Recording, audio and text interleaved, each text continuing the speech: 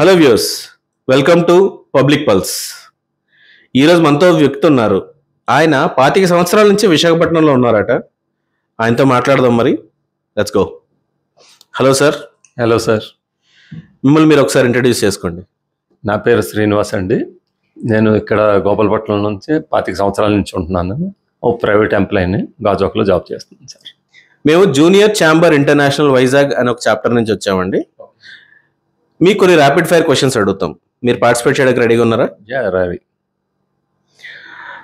Sir, జనరల్గా మీరు 25 సంవత్సరాల నుంచి విశాఖపట్నంలో ఉన్నాను అంటున్నారు కదా, అప్పటికి ఇప్పటికీ విశాఖపట్నంలో ఏం తేడా వచ్చిందండి? చాలా తేడా వచ్చింది సార్. నేను గోపాలపట్నం ఏరియాలో ఉంటున్నాను గత 25 సంవత్సరాల్లో కూడా. మేము ఇక్కడ పుట్టి పెరిగింది, ఆల్మోస్ట్ చదువుకున్నంతా కూడా గోపాలపట్నం స్కూల్ ఎడ్యుకేషనే. ఇంతమందికి ఇప్పటికీ ఏంటంటే చాలా చేంజెస్ వచ్చాయి. మెయిన్లీ ట్రాఫిక్ అండి. రోడ్డు పెరగలేదు కానీ వెహికల్స్ పెరిగిపోయి జనాలు పెరిగిపోయారు. ఇంట్లో నలుగురు ఉంటే నలుగురు 4 వెహికల్స్కి వేసుకెళ్తున్నారు, కానీ అనవసరంగా కూడా 4 వెహికల్స్కి వెళ్ళిపోతున్నారు. బస్సు ఎక్కేవాళ్ళు తగ్గిపోతున్నారు, ఏదో అవుటర్స్ వచ్చిన వాళ్ళు బస్సు ఎక్కుతున్నారు, వేరే సంగతి.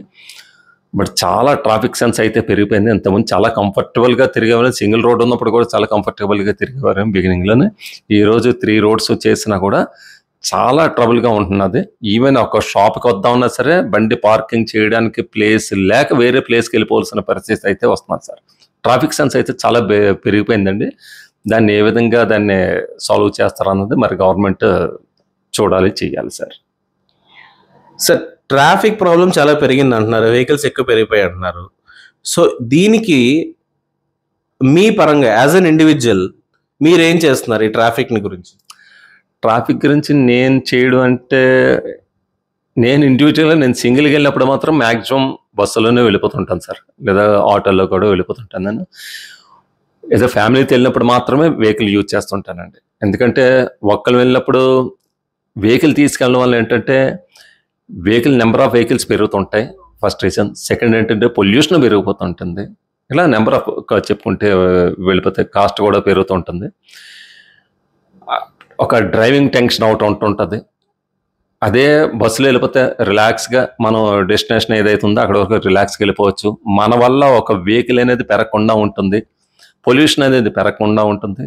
ఇలాగ అనేక కారణాలతో నేనైతే సింగిల్గా వెళ్ళినప్పుడు ఇప్పుడు కూడా మ్యాక్సిమం బస్సు మీద వెళ్ళిపోతుంటాను, లేదా ఆటో మీద వెళ్ళిపోతుంటాను. ఫ్యామిలీతో వెళ్ళినప్పుడు మాత్రమే బైక్ని నేను ప్రిఫర్ చేస్తాను. ఈ విధంగా నా ఆలోచన అయితే ఇది సార్, నా వరకు నాకు. సో ఈ విధంగా మనం పబ్లిక్ని ఎడ్యుకేట్ చేయలేవా? పబ్లిక్ని ఎడ్యుకేట్ చేసి మీరు సింగిల్గా వెళ్తున్నప్పుడు పబ్లిక్ ట్రాన్స్పోర్ట్ యూస్ చేయండి మీరు కమ్యూట్ చేయడానికి, ఇండివిజువల్ వెహికల్స్ యూస్ చేయకుండా మనం ఎడ్యుకేట్ చేయలేమా? మనం ఎడ్యుకేట్ చేస్తే ఎఫెక్ట్ ఏముండదా?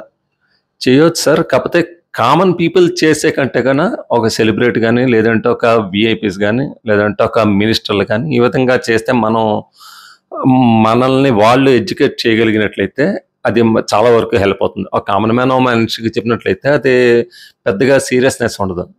బట్ ఏదైనా ఇంపార్టెంట్ పర్సన్ చెప్పినట్లయితే ఇది అవుతుంది. ఈ విధంగా మన లోకల్లోని కానీ ఏదైనా సరే లోకల్ లీడర్ కానీ, లేదంటే కాన్స్టిట్యున్సీ లీడర్ కానీ ఈ విధంగా వాళ్ళు చెప్పినట్లయితే రెస్పాన్సిబిలిటీ అనేది ఆటోమేటిక్గా పెరుగుతుంది సార్ ప్రతి ఒక్కరికి అన్నది నా అభిప్రాయం అండి. So leaders will make a lot of difference. మీరు చెప్పేది అంతేనా? They can make a lot of difference sir, definitely. So మనం మంచి లీడర్స్ ఎన్నుకోవాలంటే మనం చేయాల్సింది ఏంటి? డెఫినెట్లీగా we have to select and elect the best leader. Then only the problem will be solved. Okay. So present ఉన్న యూత్కి, మీరు 25 years నుంచి ఉంటున్నారు కాబట్టి ప్రెసెంట్ ఉన్న యంగర్ జనరేషన్కి మీరు లీడర్ని ఎన్నుకోవడంలో మీరు చెప్పే ఏదైనా చిన్న సజెషన్ ఇవ్వండి. సజెషన్ అంటే ఏముందండి, ప్రతి ఒక్కరు కూడా ఓటు ఉన్నటువంటి ప్రతి వ్యక్తి ఎట్టి పరిస్థితుల్లో మిస్ అవ్వకుండా బాధ్యతగా తీసుకొని కేవలం మీ వరకే కాదు, మీ కుటుంబం కాదు, మీ కాన్స్టిట్యున్సీ అని కాదు, దేశం కోసం ఆలోచించి ఓటు వేయడం అనేది మర్చిపోవద్దు. ఎక్కడున్న ఎట్టి పరిస్థితుల్లోని 1 గంట సేపు కష్టపడితే లైన్లో ఉంటే ఓటు వేయడం అనేది జరుగుతుంది. ఓటు వేయడం వల్ల ఏంటంటే ఒక మంచి నాయకుడిని ఎన్నుకోగలుగుతాం. మంచి వ్యక్తిని చూసి ఓటేయండి. కులం కానీ మతం కానీ ఎటువంటి లేదంటే మన అనే ఆలోచన కాదు, మన గ్రామానికి ఉపయోగపడతాడా లేదా మన అభివృద్ధికి, మన మీన్స్ ఏంటంటే మన ఉన్నటువంటి నియోజకవర్గం అభివృద్ధికి, దేశ అభివృద్ధికి ఉపయోగపడేటటువంటి వ్యక్తికి ఓటు వేసి గెలిపించితే ఖచ్చితంగా దేశం అనేది అభివృద్ధి చెందుతుంది. ఈ రోజు మనం చేసేటటువంటి ఈ ప్రయత్నం రేపొద్దున మన నెక్స్ట్ జనరేషన్కి it will be very helpful, I think so. Thank you sir, thank you very much for your valuable advice. విన్నారు కదా వ్యూయర్స్, మన శ్రీనివాస్ గారు చెప్పింది, vote for your future generations, vote and choose the best leader for your future generations. Thank you.